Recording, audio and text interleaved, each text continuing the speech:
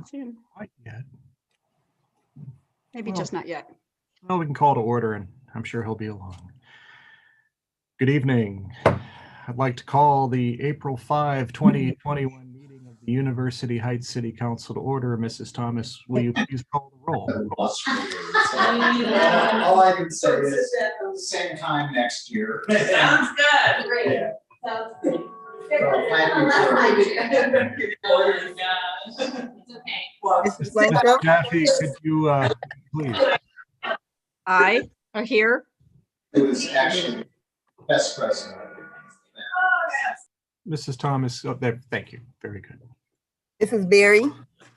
Here. Mrs. Pardee? Here. Mrs. Weiss? Here.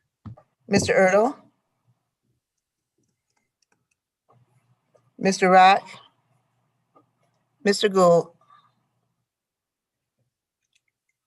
Here.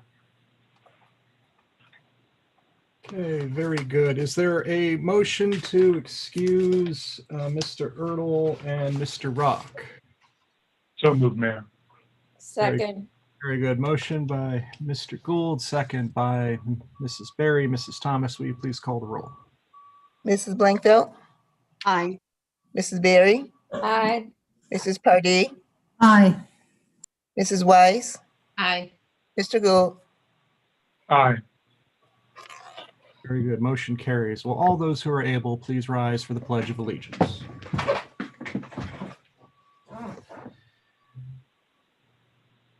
I pledge allegiance to the flag of the United States of America and to the republic for which it stands, one nation, under God, indivisible, with liberty and justice for all.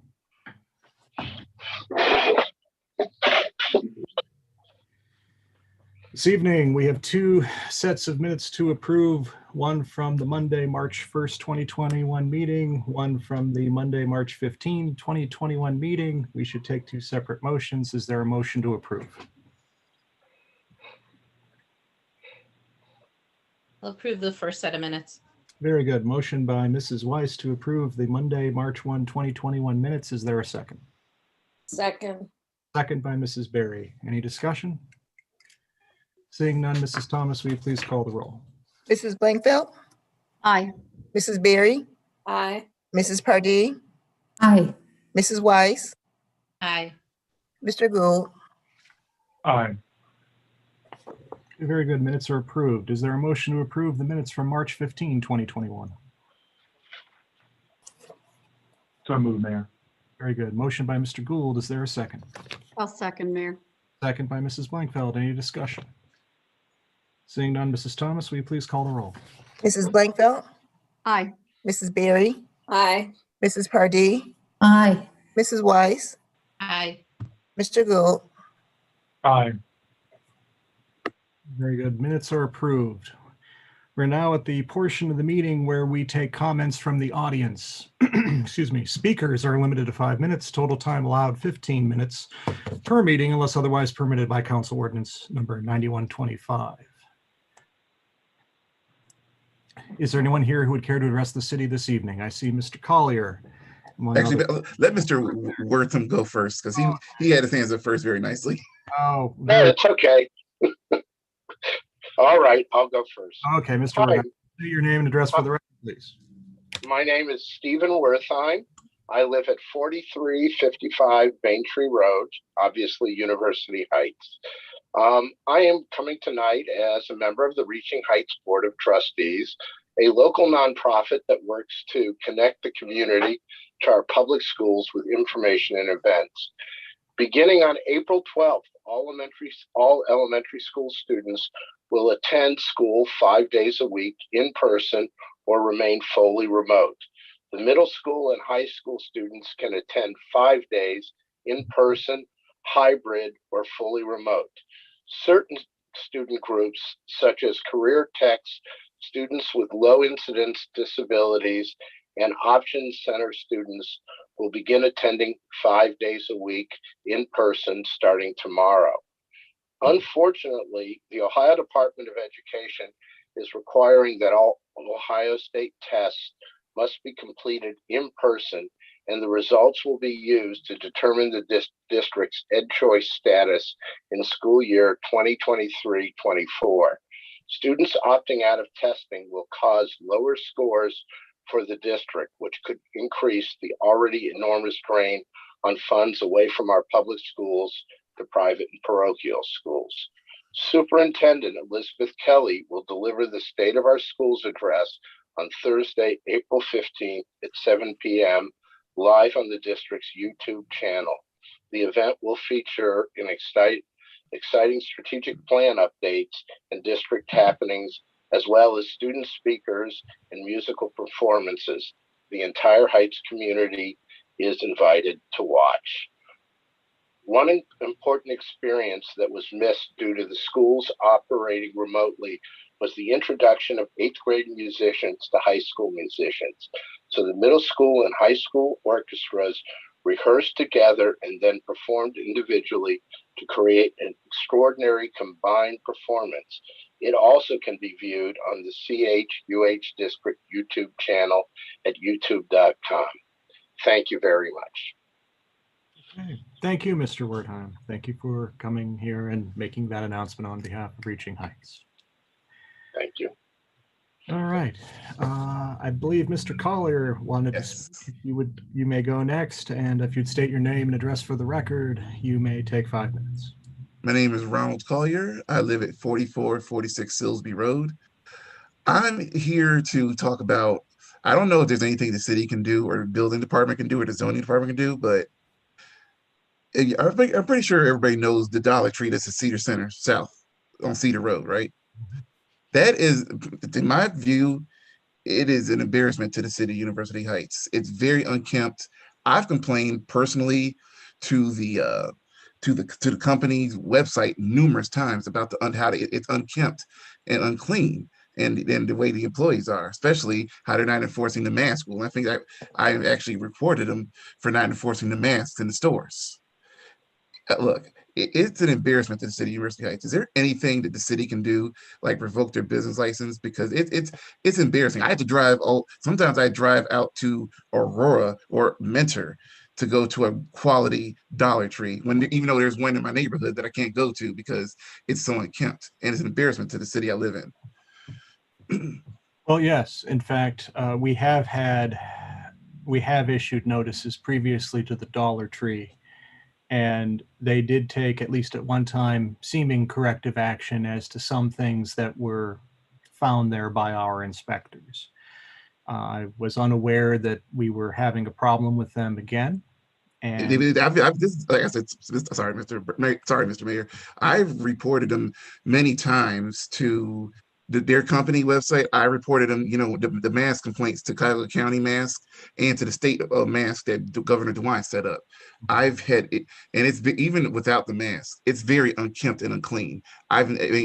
You go to the ones in Aurora or Mentor, for example, they're very clean. And I'm like, this is supposedly the city of beautiful homes, and it's an embarrassment to the city. And it's just, I don't know what can be done, because it's really embarrassing that we have to drive all the way out to somewhere else to go to a decent store when there's one in my neighborhood. No, I am disappointed to hear that this is still a problem. And I will be bringing this up with our inspectors and with our prosecutor as well, who was also involved the last time we got involved in the business of Dollar Tree not meeting code. So this is, in my view, a serious matter. It's a serious allegation, and one that will need to be addressed forthwith. And I will bring it to Ms. Scalise's attention and to the attention of our building and housing departments to send out an appropriate inspector and proceed accordingly. Thank you very much, sir. For our attention. Okay. Is there anybody else who would care to address the city this evening?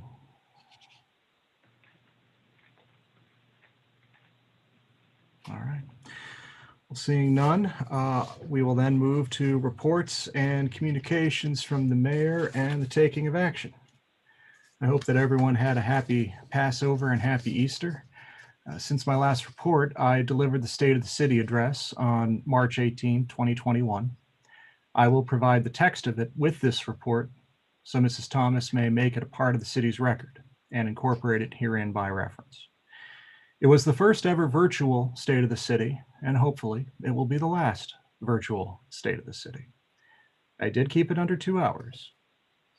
And rather than restate all 28 minutes and 50 seconds of it here, the video is on the city's YouTube channel, and the text is on the mayor's page of the city website, universityheights.com.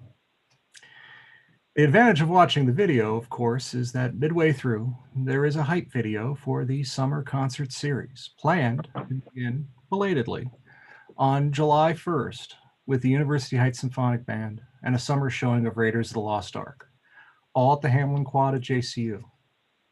The additional Thursday concerts we've planned are to be at the Walter Stinson Community Park at 7 p.m., as I said, on Thursdays. Summer activities that are planned to be underway include resuming of garage sale permits in June, resuming of block parties in July. You may make reservations now online, and additional organized outdoor activities, including yoga, Tai Chi, and boot camp, all at the Walt. At this time, we are reasonably confident that we will be able to proceed with these outdoor activities. Of course, we will follow all directives from the state and/or county Department of Health. This week, we are finalizing the details on the opening of the pool at Purvis Park this season by appointment with reserved time slots and reduced capacity. We plan to open the pool Memorial Day weekend. The tennis courts are open now. As discussed in rec committee meetings, we plan to have a parade this summer. We will make the call on those details shortly, and an announcement will follow later this month. Thursday evening, April 1st, we cut the ribbon at the new store and donation center at Cedar Center South of Goodwill Industries of Greater Cleveland and East Central Ohio. The store grand opening was April 2nd at 9 a.m. Goodwill Industries has been a charitable force for good in Greater Cleveland for over a century. The proceeds from the sale of items donated to Goodwill support a network of 27 different outreach programs, job training and placement for people with disabilities and other barriers to employment, family strengthening programs, and other vital outreach services. The University Heights store replaces one that closed in Shaker Heights. Ours is the 23rd in the Greater Cleveland and East Central Ohio region, and if I may say so, the best one yet. The deployment of Safe Built in our building department continues. We have 2 additional personnel joining the team this week, both administrative assistants. One is a permit tech and one to serve in our housing department. Much has been done since March 4, 2021 to catch us up and put us right. My thanks to official Fred Wright, together with Tom Cook and Ruth Marks of his team, together with Daniel Roach and Aiden Keenan of our team, for rolling with the punches and working towards the level of service that we intend and that our residents and stakeholders expect and deserve. 1 week from tonight, the CHUH School Board is hosting our first joint meeting of 2021 of the School Board, Library Board, and Cleveland Heights and University Heights City Governments. All council members should have received by now an invitation to the event, which will be streamed on YouTube. I hope to see everyone in attendance. If anyone on council has anything they'd like to see on the agenda for that meeting, we are putting that together now, so please let me know ASAP. This week, I will be taking a meeting with Guide Studio to pick up where we left off on the proposed fabrication and installation of the Priority 1 sign program. It is my intention to bring back to council a proposal for going back out to bid on the primary and secondary gateway signs and signs at Walter Stinson Community Park. Speaking of Walt, before the pandemic, Senior Happenings was an excellent opportunity for seniors to get out and be with other seniors here in the community. Every Thursday at 2 p.m. at the library, Senior Services Manager Walter Stinson arranged for guest speakers and other programming. With the pandemic, with the limited use of the library, and with the very social aspect of the events, Senior Happenings has been on indefinite hiatus. Since the last meeting, Mr. Stinson, the only city employee to have worked with the last 4 mayors, and who served as the city's community development coordinator before his retirement and then returned as Senior Services Manager, has informed me of his decision to retire for good. City of University Heights thanks Mr. Stinson for his service.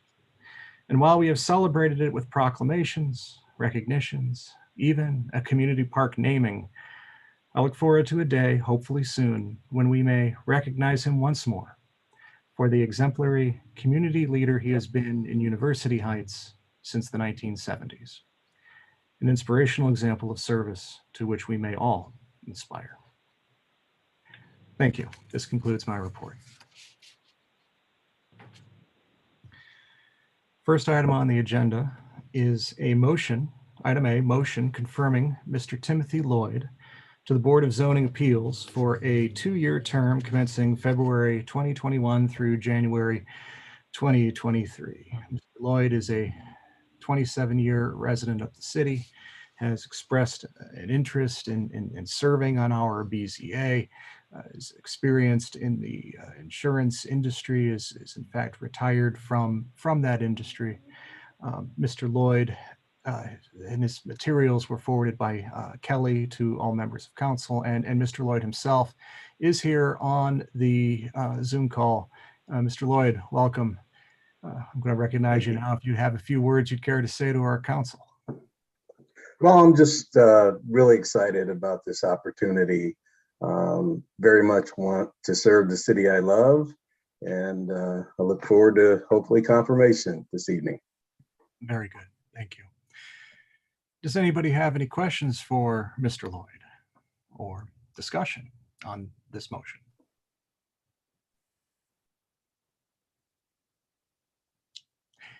If not, is there a motion to confirm Mr. Timothy Lloyd to the Board of Zoning Appeals for a 2-year term commencing February 2021 through January 2023?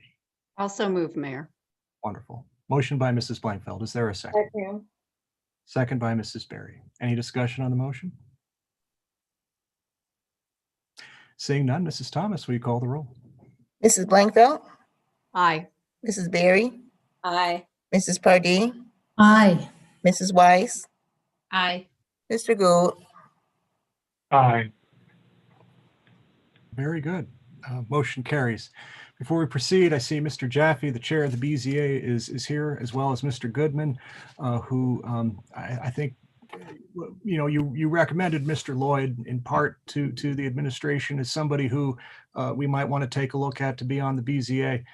Do either of you have anything to say about that you'd care to say here on the here at the meeting before we proceed? I know we already took the vote since you're here. I think Mr. Lloyd will be a wonderful addition to the city. His temperament and logical thinking skills, I think, will be a wonderful addition to the board, and I look forward to serving him. Wonderful. Thank you, Mr. Goodman. Mr. Jaffe? Mr. Lloyd, I also echo Mr. Goodman's comments. I welcome you aboard, and most of all, thank you and everyone who is of service to the city of University Heights. Thank you. Mr. Jaffe, we look forward, or Mr. Jaffe, well, we look forward to seeing you too, but Mr. Lloyd, we look forward to seeing you at our next BZA meeting, which will be Wednesday of next week. Right, Mrs. Thomas? 8 a.m. that is correct. All right, very good. Sounds good. Excellent. I look forward to being there. Wonderful. Mrs. Thomas will be getting you material shortly. Thank you.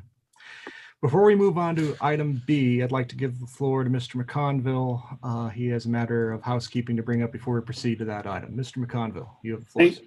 Thank you, Mayor. I just wanted to point out to members of council in the final version of the rental registration ordinance that was circulated, there was a provision that somehow got cut out. I think when I created the clean version, I inadvertently deleted section G9, and I just want to read that into the record so we don't have to amend the ordinance. This is a section that relates to the housing director's authority to revoke a rental permit upon the consideration of various factors. And one of the things we wanted to do was make sure that the housing director had the flexibility to ignore any sort of citations that related to domestic violence.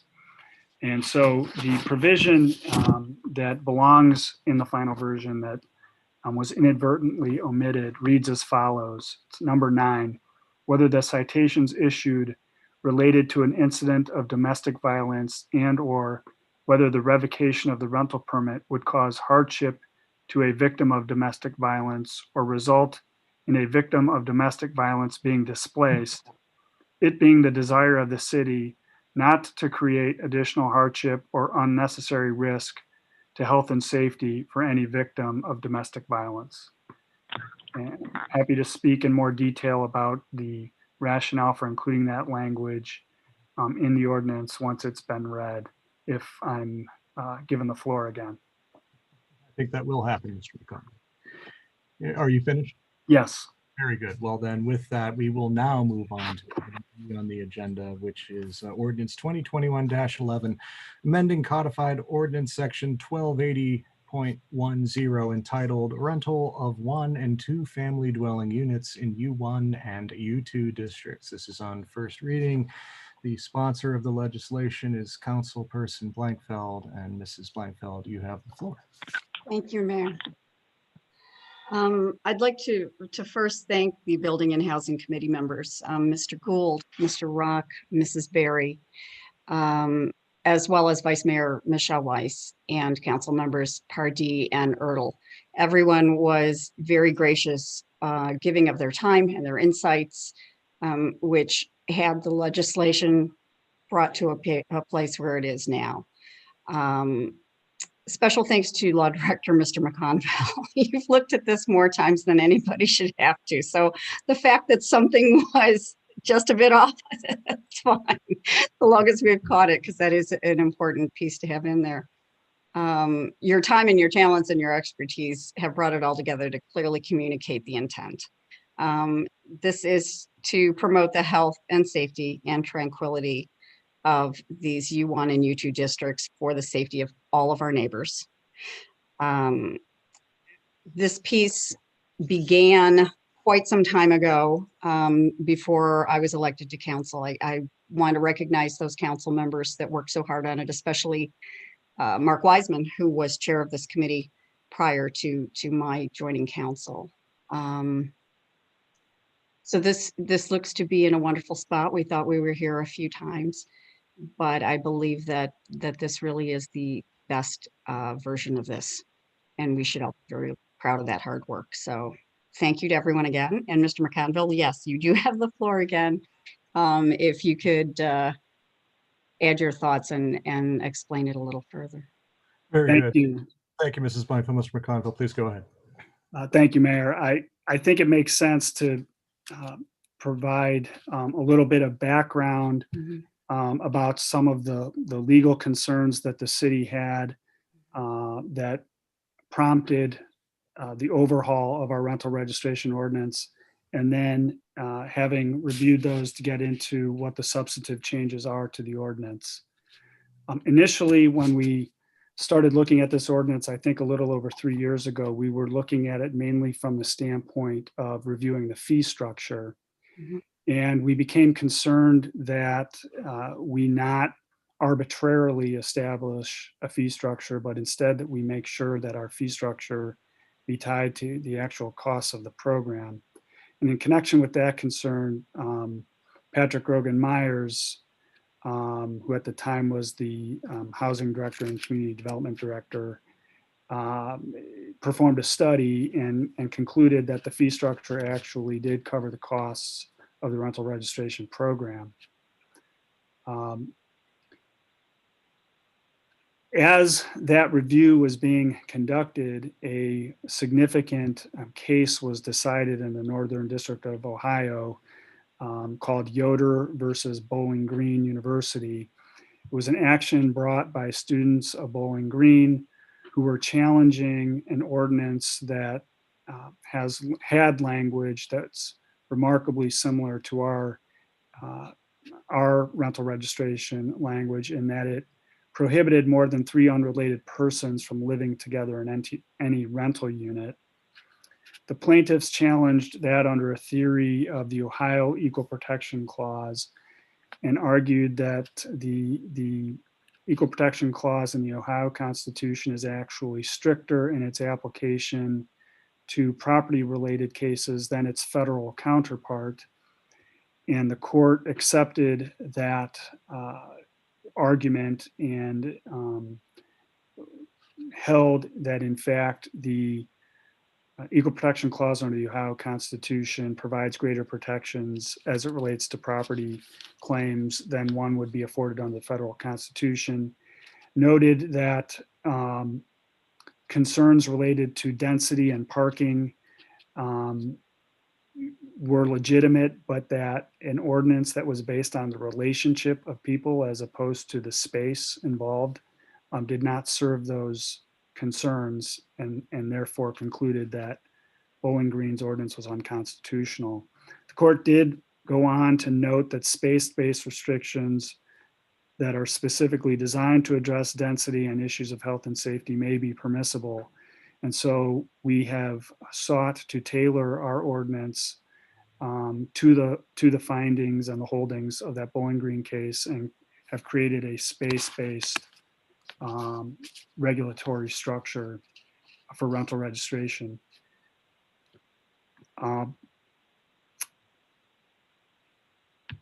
In addition, we became concerned that because a federal court in Ohio had indicated that a ordinance containing language regarding 3 unrelated people was unconstitutional, that we would not be able to enforce our current ordinance. And in addition to that, our insurance legal counsel provided us with a warning, if you will, that claims that emanated out of that ordinance, if left unchanged based on the ruling in Bowling Green, might be uninsured. And so those were really a variety of factors surrounding the Bowling Green case that caused us to conclude that we had to change our ordinance. Another concern of the city arose out of a case in Bedford that was a common pleas case in Cuyahoga County, in which no opinion was issued, but a significant 6-figure settlement was reached, and the facts of the case were heavily reported in the local media. And in that particular case, the city of Bedford took steps to terminate a rental registration permit and thereby cause an eviction of a tenant in circumstances where the tenant had called the city repeatedly for services related to incidents that really were not the tenant's fault. So they were issues of nuisance disturbances by a neighbor that bordered on domestic violence type concerns, and resulted in a very draconian result for the city. That case and the reporting that occurred around that case informed changes that we've made to our enforcement provisions in this ordinance, and I'll get into those momentarily. Lastly, there have been a variety of challenges in recent years to point of sale and rental registration ordinances in the state of Ohio relating to the ability of the municipality to conduct inspections within premises. And multiple courts have ruled that where an ordinance does not contain a clear statement of the right of any owner or occupant or tenant to refuse inspection, that it is unconstitutional under the Fourth Amendment, which prohibits unreasonable searches and seizures. And so that created an additional layer of concerns that we needed to address in our rental registration ordinance to make it clear to any tenants or owners of property that they have the right to refuse entry by the city for inspection, and essentially to put the ball back in the city's court, either to go ahead and issue approval of point of sale, or alternatively a rental registration permit on the one hand, or seek an administrative warrant through a court on the other. And so we have tailored provisions to meet those concerns as well. Finally, I'd be remiss if I didn't just mention that in the course of the committee's significant efforts in connection with this ordinance, the committee did consider comments that it received from the Akron Cleveland Association of Realtors, along with legal counsel for John Carroll University. The committee thoughtfully considered concerns raised by those entities to reach the draft that you have in front of you today. With that, I will turn to substantive changes that we've made to the ordinance, and I'll try to do this in an orderly fashion and hit what I view as being the high points. First, we've changed the ordinance to require that a rental registration permit be obtained annually. It used to be a semi-annual requirement. It is now an annual requirement with an annual fee structure, and that fee structure has been changed into a table format for ease of reading for anyone who might be interested, including our building department. Inspections remained on a biannual basis, so we are not overly taxing our inspectors. We will be able to receive rental permits annually without adding to our administrative burden from an inspection standpoint. But we've also included, as I just mentioned moments ago, a right to refuse inspection. That right to refuse inspection then triggers a decision-making process on the part of the city as to whether to seek an administrative warrant to search the premises, or alternatively simply issue the permit. We've significantly beefed up our application requirements to apply for a rental registration permit. We're now requiring much more information, and our main purpose, I believe, was to make sure that we were getting enough information about corporately owned properties that might be owned by LLCs or other entities. We've included a defined term called local authorized representative, which is the equivalent of a statutory agent and an individual who will have presence within Cuyahoga County, who can be contacted in connection with any rental registration. LLCs or other corporate entities must provide their actual statutory agent. They must also provide us with information about the tenants living in the property, and they must provide proof of being current in the payment of property taxes.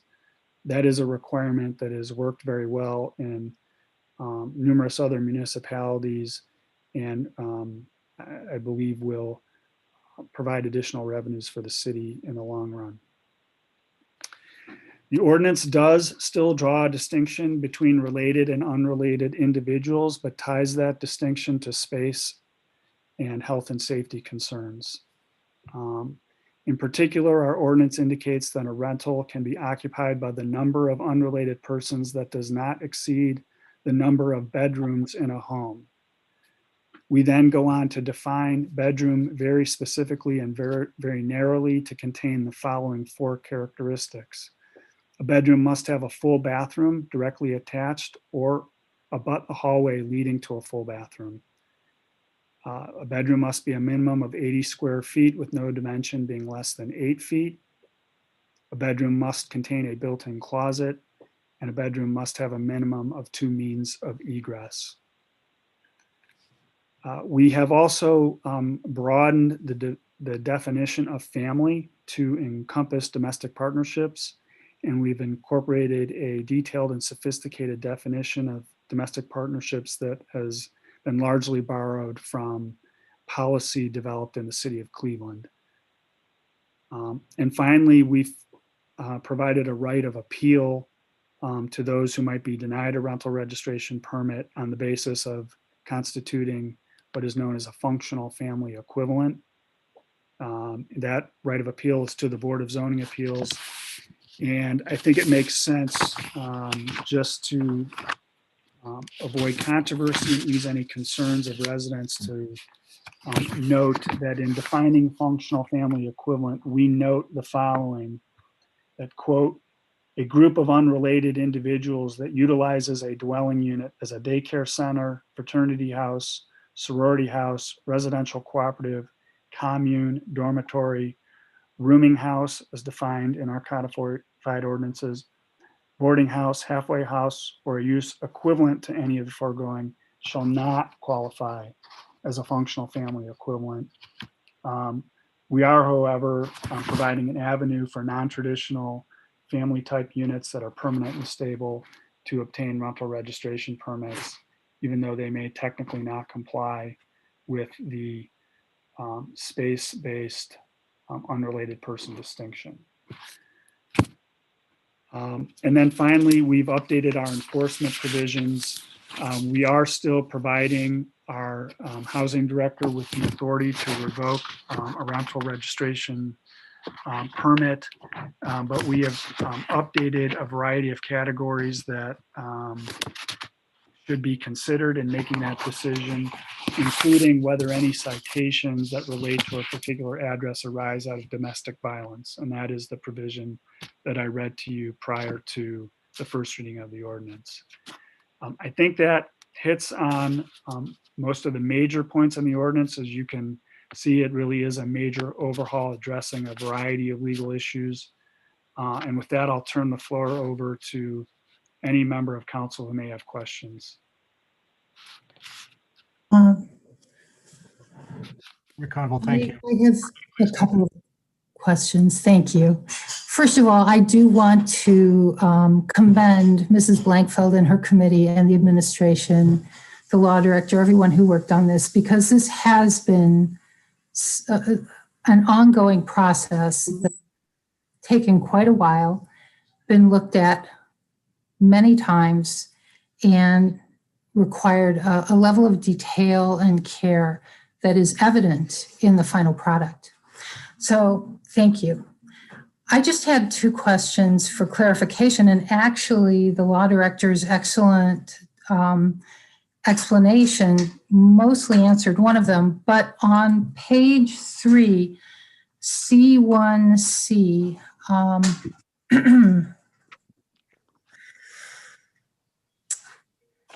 and I'm looking for it right now. There is language that states, and I'm having a hard time finding it again. I think that provision states, go ahead. It's the name of each tenant, and if under the age of 26, a permanent address shall be required. And I was just wondering about the rationale of changing that age from 21 to 26. That was the question. Yeah, that is a change that was made in response to a comment that we received from counsel for John Carroll, who indicated that they do occasionally have graduate students living with undergrads or living in these arrangements. And they just thought that it would better serve their needs and the city's needs to raise that age. And so we sort of had a conversation about what might be appropriate and decided that 26 would be appropriate, since under the tax code, the federal tax code, dependents are folks who are 26 and under. Excellent. It wasn't a number that was plucked out of thin air. It was based on an existing legal standard, and it was in response to a comment that we received from John Carroll. Thank you. I did not think it was plucked out of thin air, but I was wondering what the rationale was. So thank you. I did have questions about the right to refuse, which you explained, the right to refuse inspection. What I wanted to ask a little more about, just if there's any more definition you can provide about what would trigger the administrative decision-making protocol. What would have to be seen, and what kinds of things could actually trigger going to the administrative court to be able to do this kind of inspection? Because I know part of what a lot of the discussion was about was we wanted this rental housing to be kept as strong as home ownership,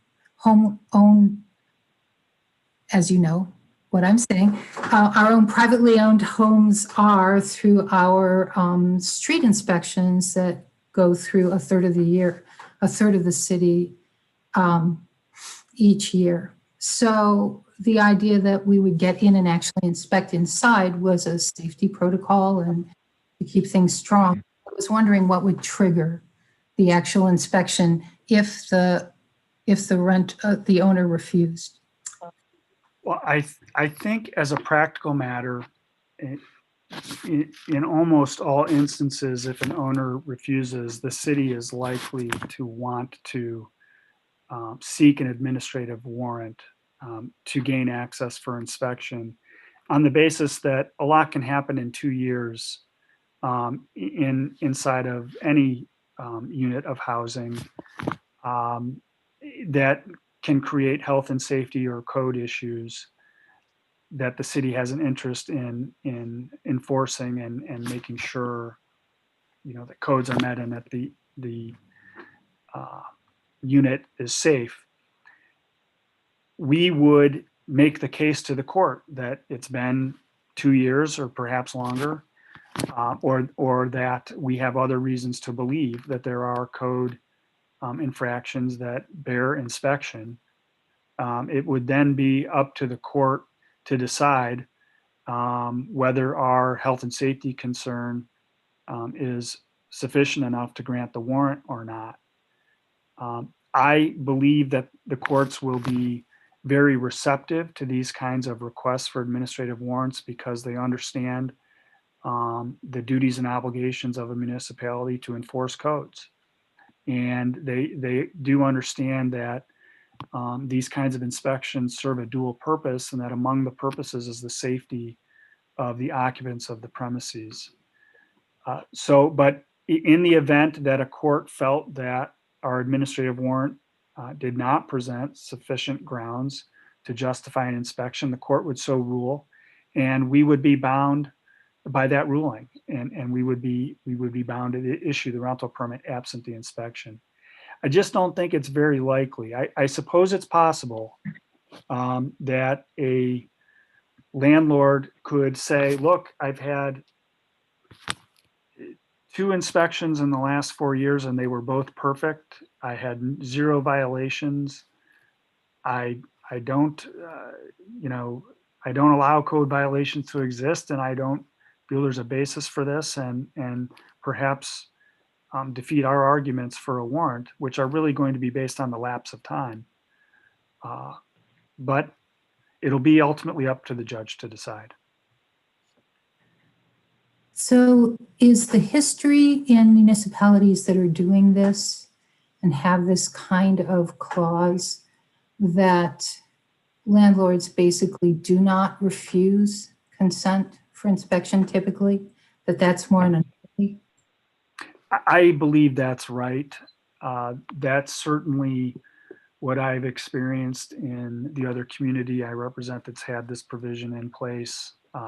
Most landlords understand that one way or another, the city is going to be able to conduct an inspection, and so they prefer to take the path of least resistance and get their rental registration permit in as timely, a fashion as they can, because some delay is being created for them if they refuse. We have, I believe, up to 10 days to go seek our warrant, and so they can be delayed. Thank you for clarifying those 2 points. I appreciate it. My pleasure. Thank you, Mrs. Pardee. Thank you, Mr. McConnell. Because some delay is being created for them if they refuse.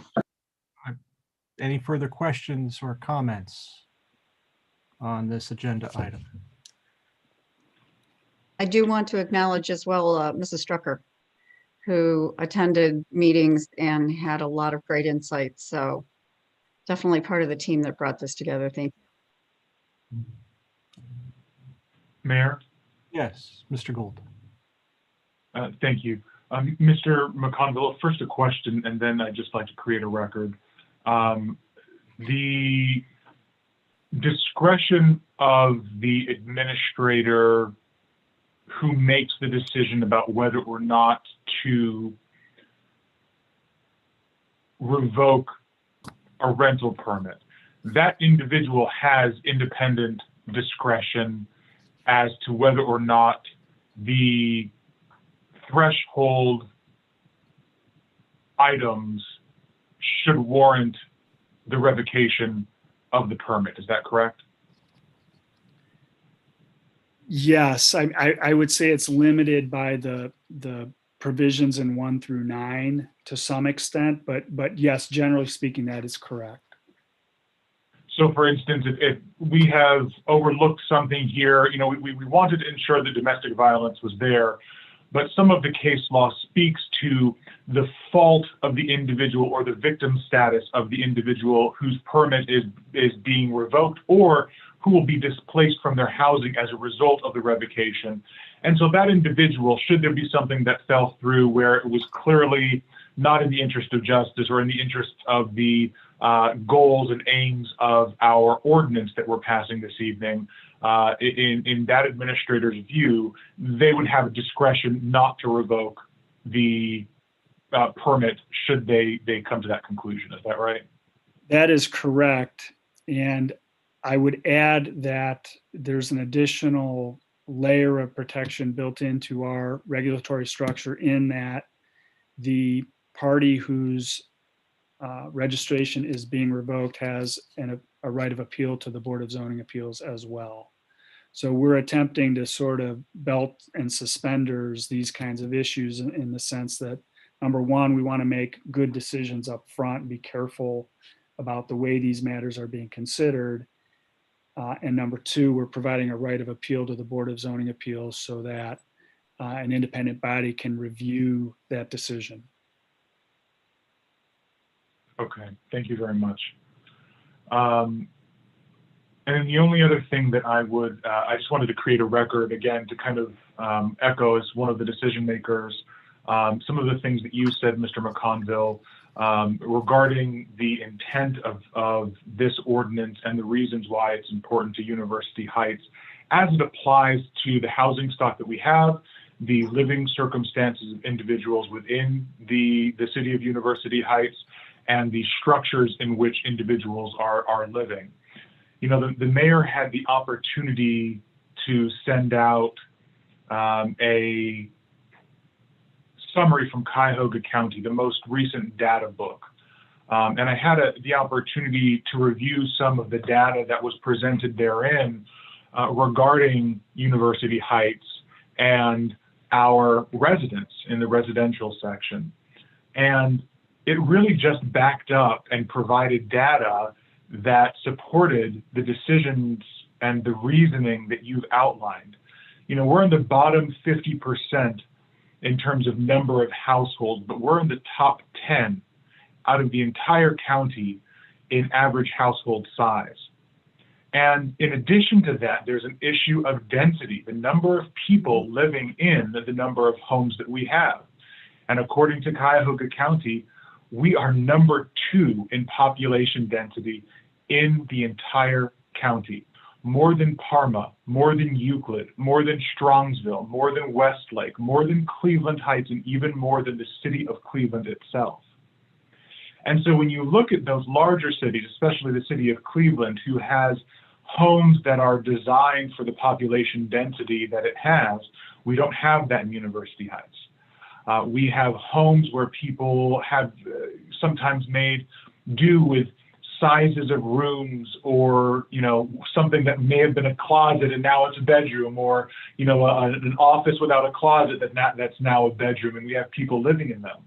And we've seen in the specialty type duplexes that we have in University Heights, tragic fires, the Tullamore fire in 2008, other residential fires. And our city has invested in ensuring that the unique types of houses in which individuals are living are safe and accessible to our safety forces, including investing in a $1.5 million ladder truck that would allow us to reach those higher locations. So I really do see this ordinance as an extension and a progression of the work that we've done as a municipality to ensure that our housing is safe, that individuals who are living in our houses are safe, and that our community is protected from the type of situation where we have individuals in such a high density population area living in every nook and cranny of a house, when we already know and have seen the consequences of that type of living. So I think we've done a great job. Thank you so much, Mr. McConville. Thank you to Councilwoman Blankfeld, who chairs the committee, to the members of council and to the administration for their work on this. I think it's a really solid product, meets our aims, and I'll be supporting it this evening. Very good. Thank you, Mr. Gould. Is If there I could add one comment, Mayor. Thank you for making that record. That's important, as you know. And I would just add one further comment, which is that we have 5 whereas clauses in the ordinance, and each one of those whereas clauses touches on some of the issues that you were just discussing and was really very specifically tailored to concerns of committee members, council members that were raised during committee meetings. Just add that for purposes of the record as well. Very good. Thank you, Mr. McConville. Is there anything else anybody would care to add at this point? Well, just for completeness of the record, I want to thank Mr. Gould especially for those comments here at the end. It saved me a lot of what I thought I might have to say this evening. So I'm thank you very much for going over that in such detail. I mean, obviously, the reason we regulate rentals in our city is for the protection of our tenants, for the health, safety, and welfare for the members of the community. That includes the renters. Yes, it includes everyone. I mean, the housing stock here was designed for one use. It's been adapted to another use. We want to be thoughtful and mindful of the health, safety, and welfare of our residents and of our renters here in the city in particular, to make sure that they are living in quality rental homes here in University Heights. And it's in their interest and in the public interest to make sure that we take these steps to inspect and regulate rental homes in our community to ensure public safety. Is there anything further anybody care to add at this point? If not, then we will consider this first reading had, and we will see it back presumably at the next meeting later this month. We'll now move on to item C, motion authorizing the mayor to enter into contract with James G. Zupka CPA Inc. in the amount not to exceed $24,850 for auditing services for the year ending December 31st, 2020, in accordance with the provisions of Ohio Revised Code Section 117. Mr. Kennedy, you have the floor. Thank you, Mayor. Good evening, everybody. I included in your packet a briefing memo on this. The auditor state, who was doing the audit for 2019, determined that they were going to go out to bid for a contract to cover the city of University Heights from 2020 through 2024. Those are audit years. They did do a competitive issued RFP. And the results came back that James G. Zupka, Garfield Heights, won the bid for those respective years. This contract is for the year ending 2020. We've already started on the work, probably about 3 weeks into it, both in this financial audit and in the gap conversion. There is an additional fee related to the 2020 audit that the city has not paid for in the past. Because of the CARES money that we received, we're required to file a report under the single audit federal guidelines, and that will be incorporated into the audit field work conducted by Zupka. So I'd like to get this contract ratified and hope to have not only this audit completed, the auditor state has asked for a couple more weeks in issuing the 2019 audit. I'll get you more updates on that as soon as I get them, but I would ask that this contract get approved this evening. I'd be happy to answer any questions. Very good. Thank you, Mr. Kennedy. Does anybody have any questions for Mr. Kennedy?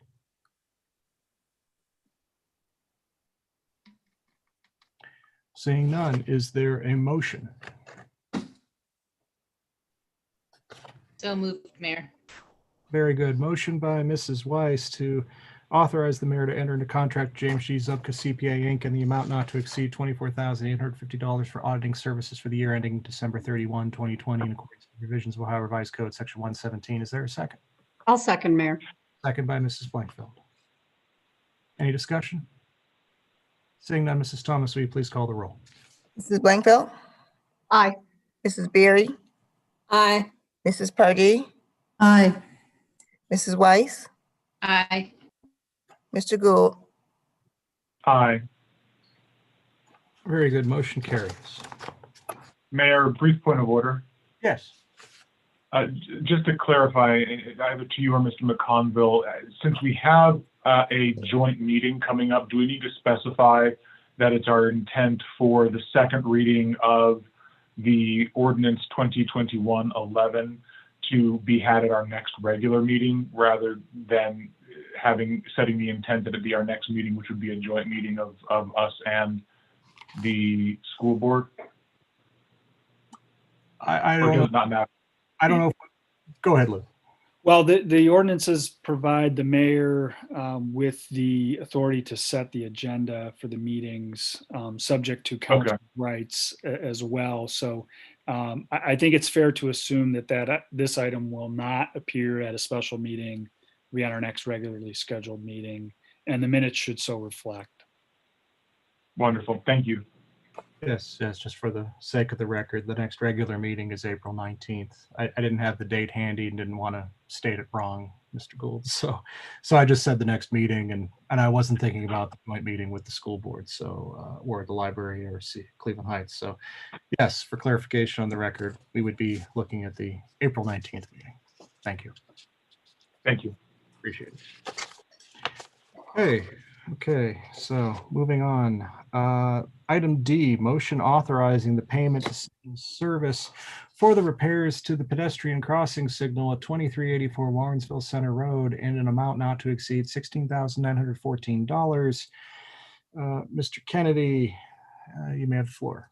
Thank you, Mayor. And thank you, everyone, for passing. This meeting now. What's that? Excuse me? Mr. Jacob, could you please mute your, thank you. Mr. Kennedy, you may proceed. Thank you. This invoice is for repairs that were necessary due to a vehicle accident on the pedestrian crossing at 2384 Warrensville Center Road. We are requesting approval of the invoice to pay Signal Service for those repairs. It exceeds the mayor's spending authority, so that's why I'm recommending that council separately approve it. And for everybody's general background information, we have filed with Grange Insurance. That's the carrier for the driver that was at fault in this accident. We filed with them to get reimbursed for this claim, so that should be forthcoming, but we do want to get Signal Service paid for the repairs that were necessary right away. And I believe either myself or Chief Rogers can answer any other questions. Very good. Thank you. Chief Rogers, you have the floor.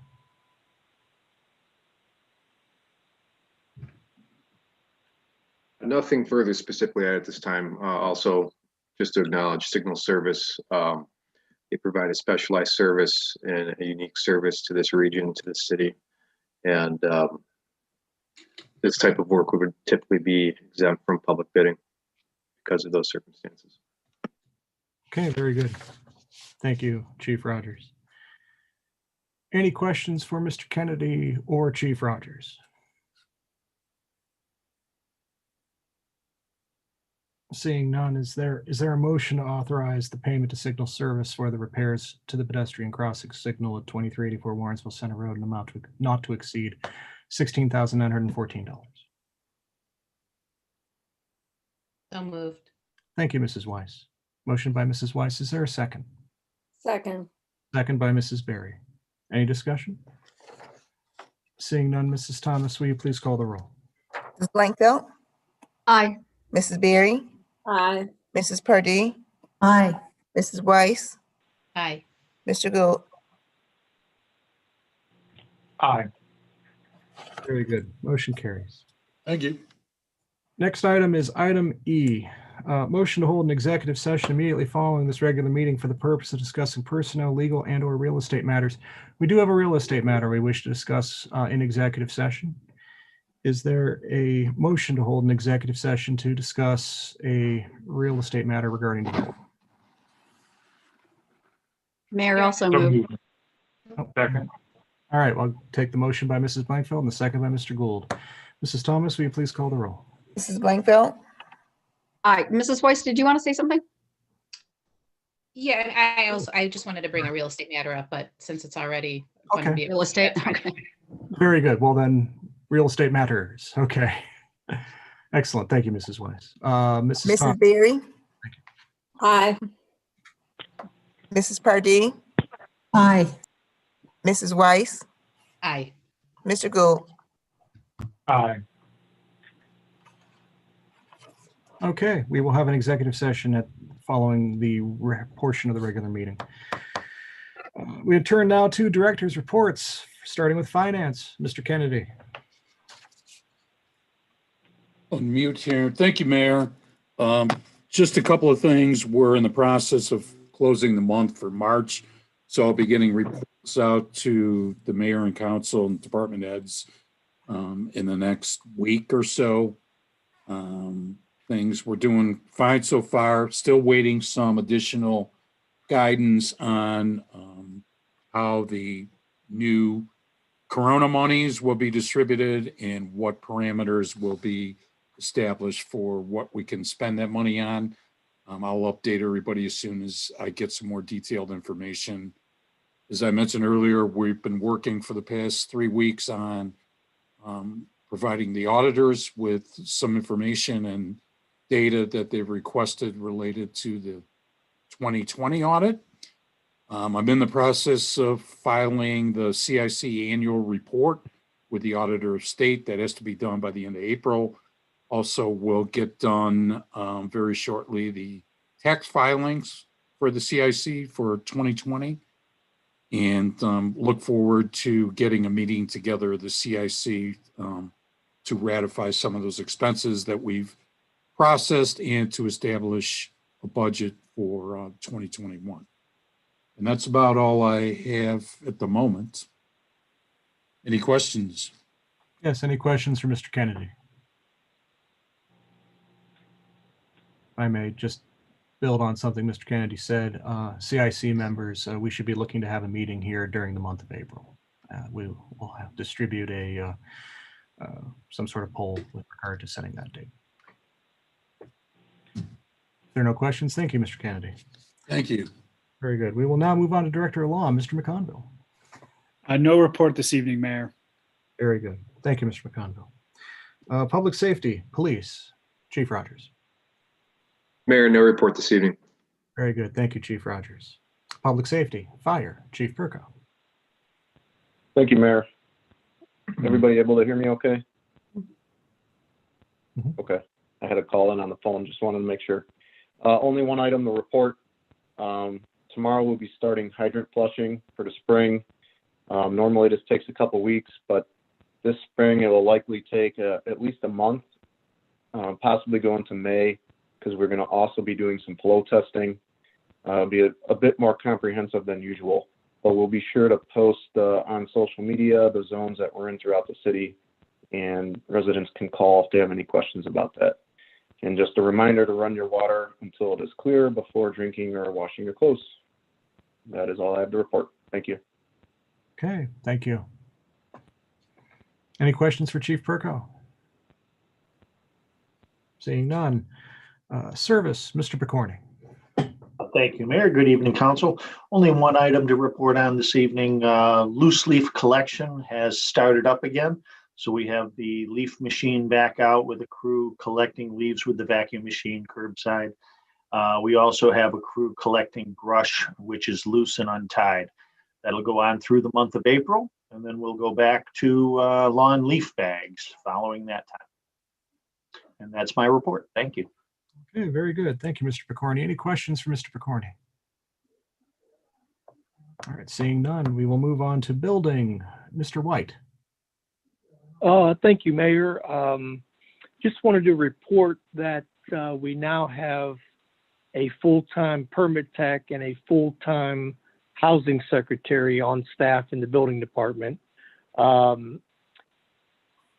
Our temporary permit tech, Tom Cook, he's done a great job, and he's pretty well caught up with the past permits that were applied for, and we're working on the current permits. That's all of my report. Thank you. Okay, very good. Thank you, Mr. White. Any questions from Mr. White? All right, seeing none, we will move on to City Engineer, Mr. Cheney. Thank you, Mayor. Just one item this evening. We are opening bids this Friday for the road program, the 2021 road resurfacing program, and I hope to be at council in 2 weeks with a favorable bid and award recommendation. End of report. Very good. Thank you, Mr. Cheney. Any questions for Mr. Cheney? Seeing none. Communications and civic engagement, Mr. Cook. Good evening. Working on a couple different projects to help get vaccines to hard to reach groups in University Heights, and also my suggestion of Ari Jaffe, who was on the Zoom earlier. We looking at other ways to promote the vaccine. We're going to do some share some stuff that national organizations have come up with. Also, we're going to do like we did with the census campaign and earlier COVID-19 issues. We're going to do some goal promotion. So you should see all that by the next council meeting. Okay, very good. Thank you, Mr. Cook. Any questions for Mr. Cook? All right, seeing none, we will move on to economic development, Mrs. Drucker. Good evening, Mayor and Council. Couple items. One is I sent a new RFP out to all of council for the comprehensive zoning code. So the plan is to have that on council's agenda on April 19th. So if anyone has any other comments or additions, we still have some time to make those changes prior to getting that piece of legislation or that the item prepared for the next council meeting. Secondly, the Councilwoman Weiss, I will have that capital strategic plan spreadsheet for you Wednesday. I will be sending it out to you at the end of the workday.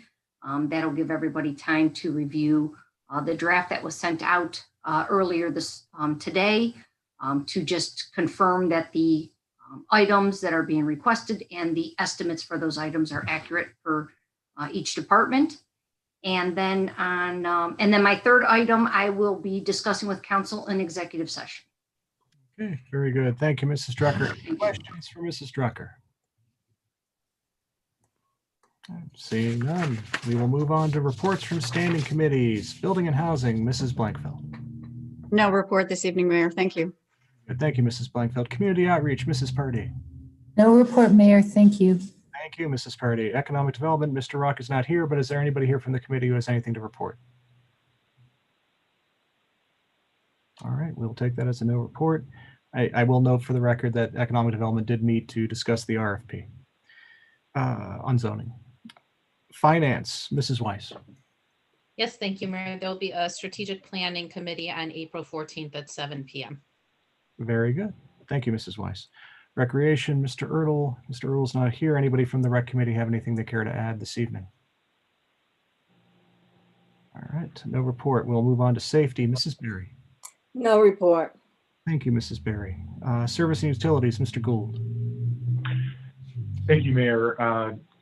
The committee met with Dr. Tom Sutton with Baldwin Wallace to have a good conversation about the creation of the language that will be used for our solid waste survey. Thank you to members of the committee, Mr. Percorni, and to you for attending. We will go forward with that process. Dr. Sutton is going to provide us with a draft of the survey, and we've already pulled for times later this month where members will be available to join again to review what Dr. Sutton's put together. Okay, very good. Thank you, Mr. Gould. Committee of the Whole, Mrs. Weiss. No report, Mayor. Very good. We are now at the conclusion of the regular portion of the meeting. We did make a motion to go into executive session to discuss real estate matters. At this time, I do not anticipate a motion other than a motion to adjourn once we conclude the motion, or rather the executive session. Members of the public are welcome to stick around till the end of the meeting while we go to executive session, but I don't believe you'll be missing anything other than a motion to adjourn, and you can always check the minutes or check our video on YouTube. So if there's nothing further, we will set up the motion for executive session. Mrs. Thomas, will you give me the control here so I can set up the meeting room, please?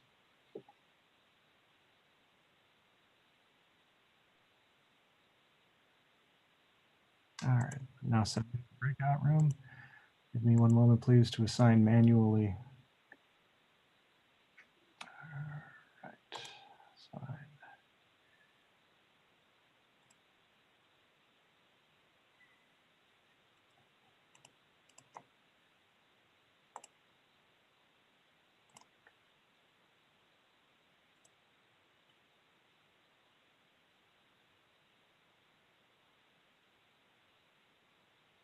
Okay, now opening the rooms. I'm going to make sure folks can get over there, and then I will join you in a moment.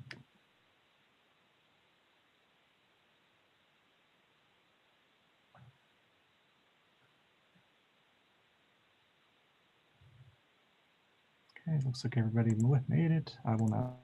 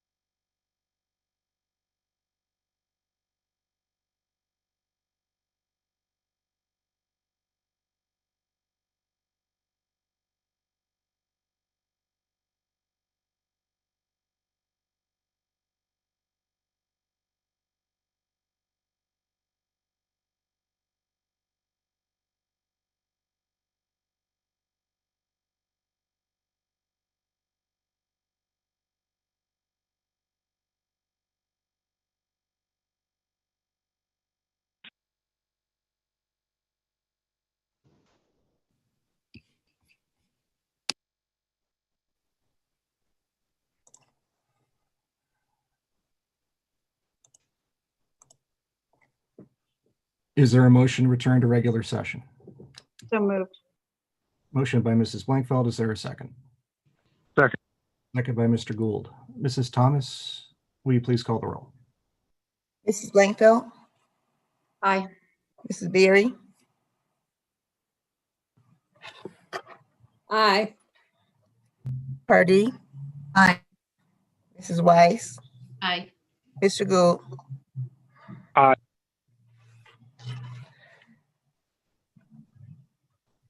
Did you call everyone? Yes. Okay, very good. Well, then we are back into regular session. Is there a motion to adjourn? So moved. So moved. Very good. Motion by Mr. Blankfeld. We'll call it a second by Mr. Gould. Mrs. Thomas, will you please call the roll? Mrs. Blankfeld, Aye. Mrs. Berry, Aye. Mrs. Pardee, Aye. Mrs. Weiss, Aye. Mr. Gould. Aye. Okay, very good. Our next regular meeting is April 19th, Monday at 7 p.m. So, but we'll see you all back at the joint meeting with the school district and library board and Cleveland Heights City Government next week, hosted by the school district. Till then, we are adjourned. Have a good night, everyone. Thank you.